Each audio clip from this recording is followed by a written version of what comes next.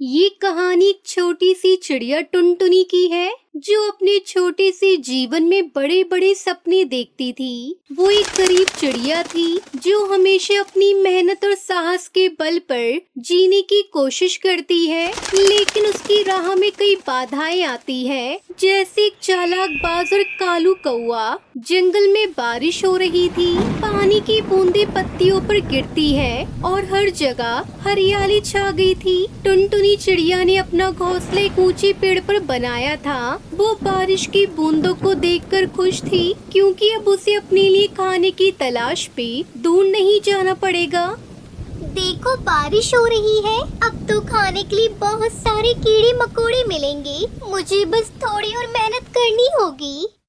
टुनटुनी चिड़िया की गरीबी के कारण उसे हमेशा अपनी जिंदगी में संघर्ष करना पड़ता था। उसकी दोस्ती जंगल के अन्य पशु पक्षियों से थी, लेकिन उसकी स्थिति उन्हें मदद करने से रोकती थी। मैं जानती हूँ कि मैं गरीब हूँ, लेकिन मेरा हौसला मुझे कभी हारने नहीं देगा। मुझे अपनी मेहनत पर विश्वास है। मैं अपने लिए ही काफी हूँ। मुझे किसी और की मदद की कोई जरूरत नहीं है। लेकिन जंगल में टुनटुनी चिड़िया की खुशियाँ जल्दी ही खत्म होने वाली थी। एक दिन एक बाज जिसका नाम गरुड़ था, वो जंगल में आया। गरुड़ बड़ा ही चालाक और खतरनाक था। वो हमेशा छोटे पक्षियों को शिकार करता था। तुम सबको पता है कि मैं कौन हूँ? मैं इस जंगल का राजा हूँ। जो कोई भी मेरी राह में आएगा, मैं उसे नहीं छोड़ूंगा। इसी बीच एक कालू कौआ जिसका नाम कालू था, वो भी जंगल में घूम रहा था। कालू कौआ हमेशा अपने स्वार्थ के लिए दूसरों को नुकसान पहुंचाने में लगा रहता था। गरुड़ भाई, तुम तो राजा हो, लेकिन मुझे भी कुछ काम चाहिए। को तुम्हारे पास लाने में मदद कर सकता हूँ। वह तो गरीब है और उसे तुम्हारे सामने लाना आसान होगा। उसके बदले तुम मुझे कुछ अच्छा सा भोजन दे देना। अच्छा, तो तुम उसे लाने की कोशिश करो। अगर तुम सफल हुए तो मैं तुम्हें एक बड़ा इनाम दूंगा। फिर टुनटुनी चिड़िया ने देखा कि कालू कौआ और गरुड़ बाज उसके पीछे है। उसने अपनी बुद्धिमानी और साहस का उपयोग करने का निश्चय किया। मुझे डरने की कोई जरूरत नहीं है। मुझे हिम्मत से काम लेना होगा। फिर टुनटुनी चिड़िया उड़ने लगी। उसने जंगल में एक सुरक्षित जगह खोजी जहां उसने जादुई नेल पॉलिश का पेड़ देखा जिस पर सुंदर सुंदर रंग बिरंगी नेल पॉलिश लटकी हुई थी। वो उसे देखकर हैरान रह गई। ये क्या है? अरे, ये तो जादुई नेल पॉलिश लगती है। अगर मैं इसे अपने पंखों पर लगाऊंगी तो मैं उड़ान में और भी तेज हो जाऊंगी। तभी वो जादुई नेल पॉलिश का पेड़ बोलता है, हाँ प्यारी चिड़िया, ये कोई मामूली पेड़ नहीं बल्कि जादुई नेल पॉलिश का पेड़ है। और तुमने बिल्कुल सही कहा। अगर इसे तुम अपने पंखों पर लगाओगी तो तुम तेज उड़ने लगोगी और तुम्हें किसी भी मदद की जरूरत हो तो तुम मेरे पास आ सकती हो। जब गरुड़ और कालू कौवे ने देखा कि टुनटुनी चिड़िया ने जादुई नेल पॉलिश लगाई है तो उन्होंने उसे पकड़ने की योजना बनाई। उसे पकड़ो। ये जादुई नेल पॉलिश हमारे लिए बहुत फायदेमंद हो सकती है। हाँ, मैं उसे लाने की कोशिश करूँगा। वह बेवकूफ है, उसे कुछ नहीं पता। लेकिन टुनटुनी चिड़िया ने अपनी योजना बनाई। उसने जादुई नेल पॉलिश अपने पंखों पर लगाई और उड़ान भरने लगी। अब मैं उड़ान में तेज हो गई हूँ। गरुड़, बाज और कालू मुझे पकड़ नहीं पाएंगे। टुनटुनी चिड़िया ने जंगल में उड़ान भरी। उसने अपने नए शक्तिशाली पंखों का उपयोग करते हुए गरुड़ और कालू से बचने की कोशिश की। वह तेज उड़ रही है। हमें उसे पकड़ने के लिए और कोशिश करनी होगी। लेकिन वह बहुत चालाक है। हमें कोई नया तरीका सोचना होगा। टुनटुनी चिड़िया ने सोच लिया कि वो अपनी दोस्त पिंकी चिड़िया की मदद से जालिम बाज और कालू को मात दे सकती है। उसने अपनी दोस्त पिंकी चिड़िया को बुलाया। सुनो पिंकी, हमें जालिम बाज और कालू से मिलकर लड़ना होगा। हमें अपनी ताकत एकजुट करनी होगी। फिर पिंकी चिड़िया और टुनटुनी चिड़िया ने मिलकर एक योजना बनाई। उन्होंने मिलकर गरुड़ और कालू कौवे को धोखा देने का निश्चय किया। जंगल में एक बड़ी लड़ाई हुई। टुनटुनी और उसकी दोस्त पिंकी ने मिलकर जालिम बाज और कालू के खिलाफ अपनी ताकत दिखाई। मैं अकेली नहीं हूँ। हमें डरने की कोई जरूरत नहीं है। टुनटुनी चिड़िया ने जालिम बाज और कालू कौवे को हरा दिया। उन्होंने अपने साहस और एकता से जीत हासिल की। हमने दिखा दिया कि अगर हम एक साथ हो जाए तो हम किसी भी दुश्मन को हरा सकते हैं। और सबसे ज्यादा धन्यवाद तो मुझे जादुई नेल पॉलिश के पेड़ का करना चाहिए, उसकी वजह से ही आज मैं जीत पाई हूँ। ये कहकर टुनटुनी चिड़िया जादुई नेल पॉलिश के पेड़ के पास जाती है और उसे धन्यवाद करती है। जादुई पेड़, आपका बहुत बहुत शुक्रिया। आपके जादुई नेल पॉलिश की मदद से आज मैंने बाज और कालू कौवे को हरा दिया। और एक और बात, आपने कहा था ना अगर तुम्हें मदद चाहिए हो तो मुझे बताना। जादुई पेड़, मेरे पास घर नहीं है, क्या तुम मुझे रहने के लिए घर दे सकते हो? ये सुनकर वो जादुई पेड़ टुनटुनी चिड़िया से कहता है, हाँ क्यों नहीं टुनटुनी चिड़िया, मैं तुम्हारी मदद जरूर करूँगा। ये कहकर वो जादुई पेड़ टुनटुनी चिड़िया को एक जादुई नेल पॉलिश से बना हुआ घर देता है, जिसे देखकर टुनटुनी चिड़िया बहुत खुश होती है और उसमें खुशी खुशी रहने लगती है। इस तरह टुनटुनी चिड़िया ने अपनी मेहनत और दोस्त और जादुई पेड़ की मदद से न केवल अपनी जिंदगी में खुशियाँ पाई, बल्कि जंगल में एक नई उम्मीद और साहस का प्रतीक बन गई।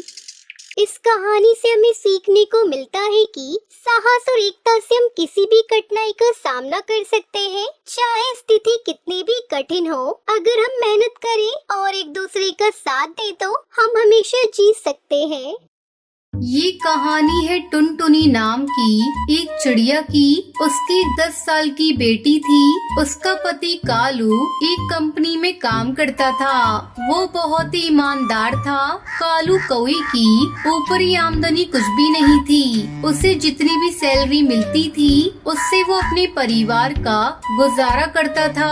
एक दिन कालू कौवा जंगल से घर आया तो देखा चारों तरफ अंधेरा है और उसकी बेटी पिंकी मोमबत्ती में पढ़ाई कर रही है।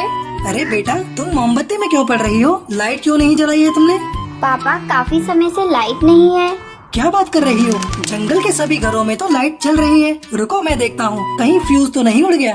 अरे, आप अंधेरे में कहाँ जा रही हैं? मैं टॉर्च दे रही हूँ। जल्दी दो भाई। बस 1 मिनट, अभी लाती हूँ। टुनटुनी कालू कौवे को टॉर्च लाकर देती है। कालू फ्यूज ठीक करने जाता है। इसकी फ्यूज तो उड़ी हुई है। वो फ्यूज बनाने लगता है, तभी उसका हाथ एक नंगी वायर पर टच हो जाता है और बिजली के झटके से कालू कौवा झनझना जाता है और उसकी मौत हो जाती है। टुनटुनी और पिंकी दोनों दौड़ती हुई वहाँ पर आती है। अरे, क्या हुआ जी आपको? आप क्यों नहीं देखकर काम करते? पिंकी, जल्दी से एम्बुलेंस बुला। देख, तेरे पापा को क्या हो गया। टुनटुनी और पिंकी एम्बुलेंस से कालू को अस्पताल ले जाती है। वहाँ डॉक्टर कालू को मृत घोषित कर देता है। कालू कौवे की मौत के बाद टुनटुनी अपना दिमागी संतुलन खो बैठती है। जब भी टुनटुनी पिंकी को देखती, अरे कलमुही, तेरे ही चलते कालू की जान चली गई। अगर उस दिन कालू तुझे पढ़ता नहीं देखता तो हड़बड़ी में जाकर लाइट नहीं ठीक करता और मेरे कालू की मौत नहीं होती। मैं तुझे कभी माफ नहीं करूँगी। तू चली जा मेरी आँखों के सामने से। माँ, तुम्हें क्या हो गया है? तुम इस तरह मुझे क्यों डांट रही हो? पहले तो तुम मुझे बहुत प्यार करती थी। मेरी वजह से पापा की जान नहीं गई है माँ। मैं तुम्हें कैसे समझाऊं? चुप हो जा कमबख्त, मैं तुमसे जबान लड़ाना नहीं चाहती। तभी टुनटुनी को चक्कर आ जाता है। क्या हुआ माँ? तुम्हें क्या हो रहा है? संभालो अपने आप को। चलो माँ, तुम्हें घोंसले में लेकर चलती हूँ। पिंकी टुनटुनी को घोंसले में ले जाती है और बेड पर सुला देती है। अब मैं क्या करूं? माँ की ऐसी हालत है, घर में भी खाने को कुछ नहीं है। पापा ने भी जो पैसे जमा किए थे वो भी खत्म हो गए। मुझे बबली आंटी के पास जाना चाहिए, वही कुछ बताएंगी। पिंकी अपनी पड़ोसन बबली कबूतरी के यहाँ जाती है और सारी बात बबली को बताती है। पिंकी देख बेटा, मैं तुझे एक सलाह दूंगी। यहाँ पास में एक तरबूज का खेत है, वहीं से तू तरबूज ला और बेचकर उन्हें पैसे दे दे। बाकी अपनी कमाई अपने पास रखियो। आंटी, आपने बहुत अच्छी सलाह दी है, मैं ऐसा ही करूँगी। अब पिंकी तरबूज बेचकर घर चलाने लगी। उधर टुनटुनी बीमारी रहती थी। ऐसे में एक दिन पिंकी टुनटुनी को लेकर डॉक्टर के पास जाती है। डॉक्टर, देखिए ना, मेरी माँ को क्या हुआ? ये बार बार बेहोश हो जा रही हैं। डॉक्टर टुनटुनी का चेकअप करके बताती है। देखो बेटा, इनकी दोनों किडनियां खराब हो गई हैं। अब इन्हें एक स्वस्थ पक्षी की किडनी लगानी होगी, नहीं तो ये बस 2 महीने की मेहमान है। नहीं नहीं डॉक्टर, ऐसा मत कहिए। मैं अपनी माँ को अपनी किडनी दूंगी। मेरे पापा तो मुझे छोड़कर चले गए, लेकिन अब मैं माँ को नहीं खो सकती। पिंकी अपनी किडनी टुनटुनी को दे देती है। कुछ दिनों बाद जब टुनटुनी स्वस्थ होकर घर आती है। आओ माँ, तुम्हारे आने से इस घर में रौनक आ गई। चल हट, मैं तुझसे बात नहीं करती। ठीक है माँ, मुझसे बात मत करो। अब चलो थोड़ा आराम कर लो। टुनटुनी आराम करने लगती है। पिंकी तरबूज लेने के लिए खेत चली जाती है। इसी बीच घर पर डॉक्टर का फोन आता है। टुनटुनी फोन उठाती है। पिंकी बेटा, तुम माँ के साथ साथ अपना भी ध्यान रखना, क्योंकि तुम्हारी ही एक किडनी माँ को लगी है। ऐसे में तुम दोनों को अपना ध्यान रखना होगा। क्या कहा आपने डॉक्टर? मैं टुनटुनी बोल रही हूँ। हाँ हाँ टुनटुनी जी, मैंने जो कहा वो सच है। आपकी बेटी ने ही आपको ये किडनी दी है। टुनटुनी ये सब सुनकर सुन रह जाती है। जैसे ही पिंकी तरबूज बेच कर आती है, टुनटुनी उसके पैरों में गिर जाती है। पिंकी बेटा, मुझे माफ कर दे। मैंने तुझे बहुत भला बुरा कहा है। डॉक्टर ने आज मुझे बता दिया कि तुम्ही ने मुझे जीवन दान दिया है। दोनों माँ बेटी मिलकर रोने लगती है।